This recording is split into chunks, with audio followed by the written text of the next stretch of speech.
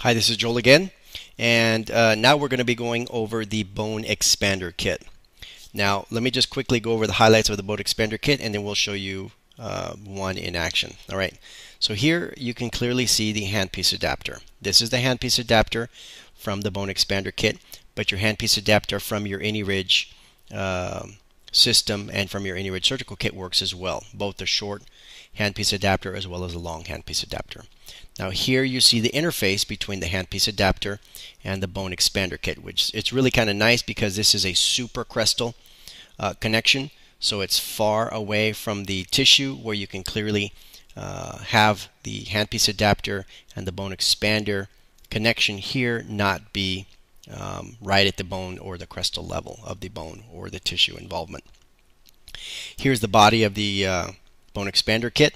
Now typically what you want to do is in the kit you utilize the bone expander relative to the size of implant that you want to place as well as the density of bone. Now as you all know, density 1 or D1 is your densest bone that that you can have.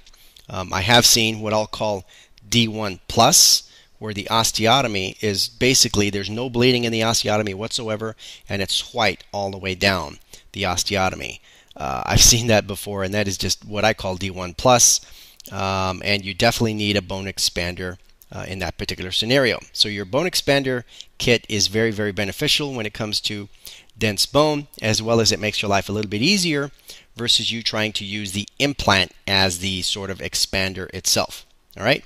Now the bone expander kit does come in several different sizes. The first one is 2.8, the next one is 3.3, the next one is 3.8, the next one is 4.3, and the next one is 4.8. So what are the two consistent core sizes of AnyRidge?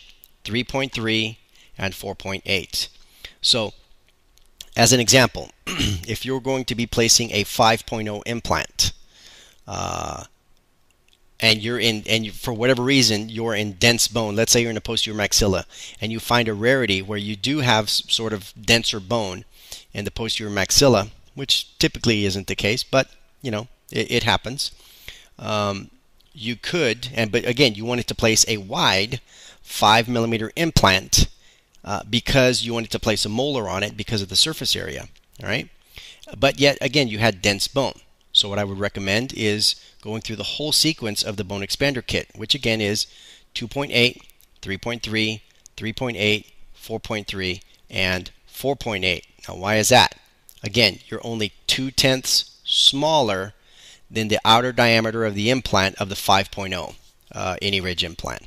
Okay, so again, you would go through the whole sequence of that, and that's simply to make your life easier when placing the implant. So let's look at an example here in this video of the bone expander working. So there you see the alignment purposes. They're going to check in the alignment there. Now you see the bone expander going into place.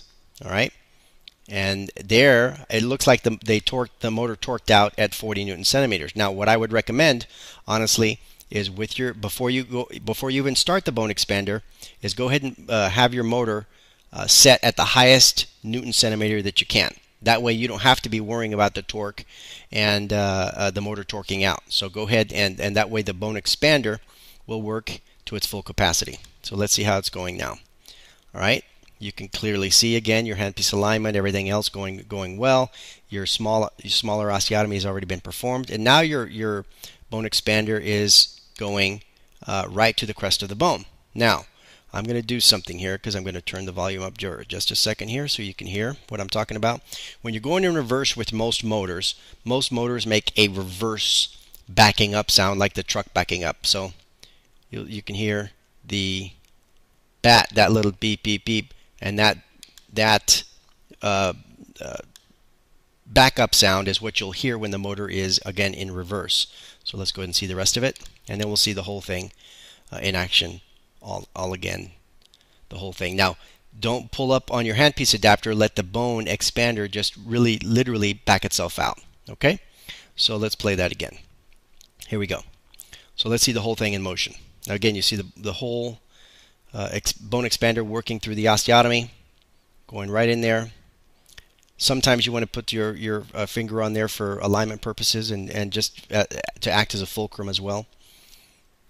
And you can see, again, it looked like the motor was torqued out at 40, but I highly suggest putting it at 50 Newton centimeters or 60 or 70, whatever your max capacity is on your motor. And then backing it out, and it's going to make that backing up noise. Again, let the just screw back itself out, and I'm going to pause it just right there. And they do have different markings on there, but the markings really are relative to the implant length that you want to place. But you can clearly see the body of the bone expander and how sort of pronounced it is. It's just a little bit bigger than the implant, again, relative to the density of bone, which again you would mainly be using this implant, or excuse me, the bone expander kit in more dense bone. All right. Hopefully this has given you a little bit of highlight of the bone expander kit. Please let us know if you need anything at iMegagen.com, or this is Joel Gonzalez at joel.gonzalez@megagenus.com. Have a good day. Take care. Bye-bye.